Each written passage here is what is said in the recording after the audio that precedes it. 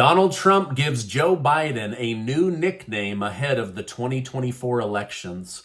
Mike Pence is forced to testify against Trump regarding his connection to the January 6 Capitol breach.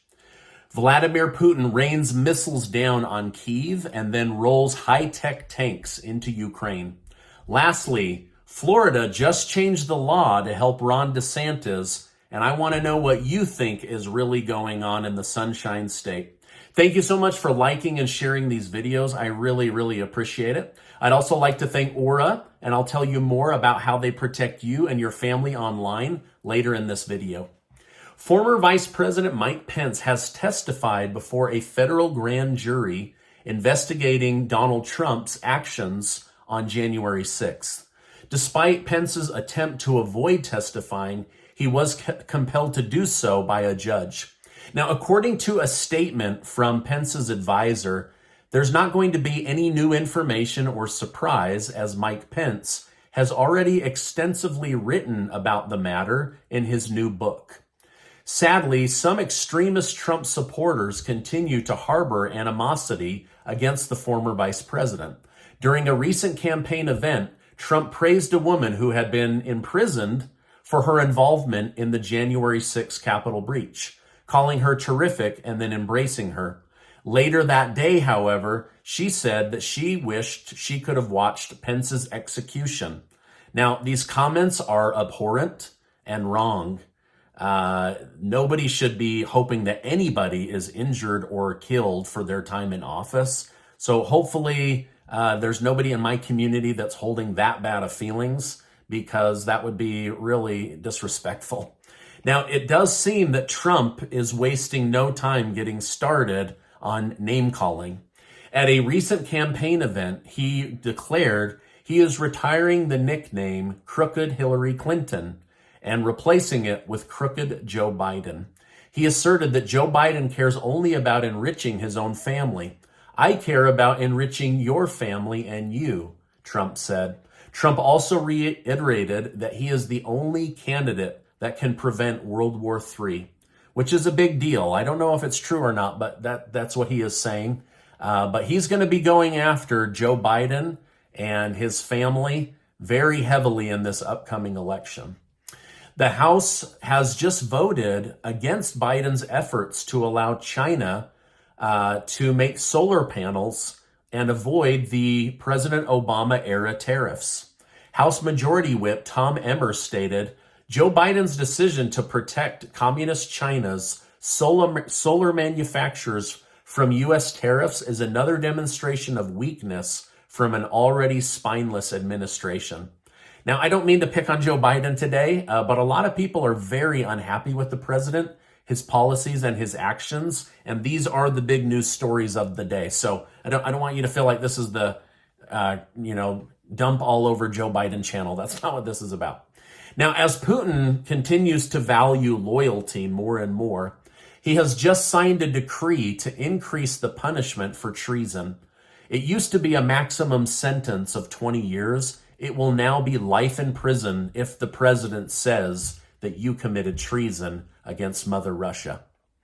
Last night, the Russian Federation Army, under Putin's orders, rained missiles down on the capital of Kyiv. It was awful. Many buildings took heavy fire, and at least 25 Ukrainians were killed in the missile attack. This war continues, but this is one of the biggest attacks we've seen, and it's the first missile attack on the capital in over 2 months. So while Russia's waiting for this Ukrainian offensive, they're on the offense, and they are raining missiles down on the capital. Russia's newest battle tanks rolled into Ukraine today. They are the most advanced tanks ever created.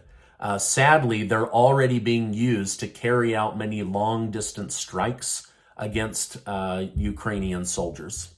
All right, now I have some really big stories to share with you, but first, a word from today's video sponsor. Have you ever Googled yourself and you were shocked to find your personal information exposed on one of those public listing sites? Data brokers are making a fortune selling your information to robocallers, spammers, and others who want to learn about you, including where you live. That's why I'm excited to tell you about today's video sponsor, Aura.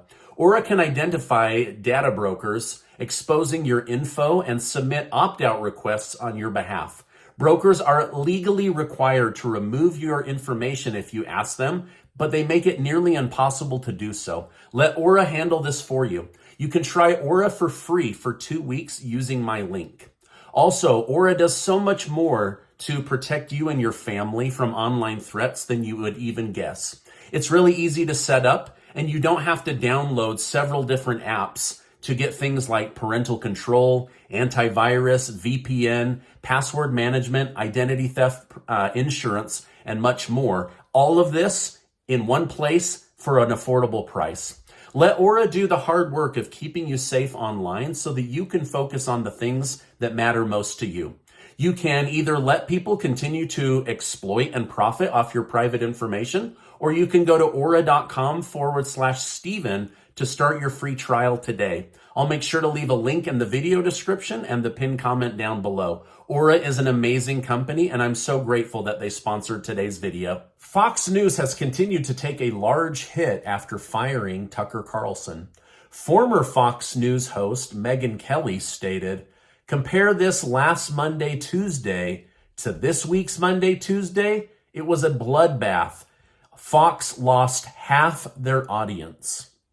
Amidst the ongoing civil conflict in the country of Sudan, America's inability to evacuate its citizens has become a subject of ridicule as other nations have effectively rescued their citizens.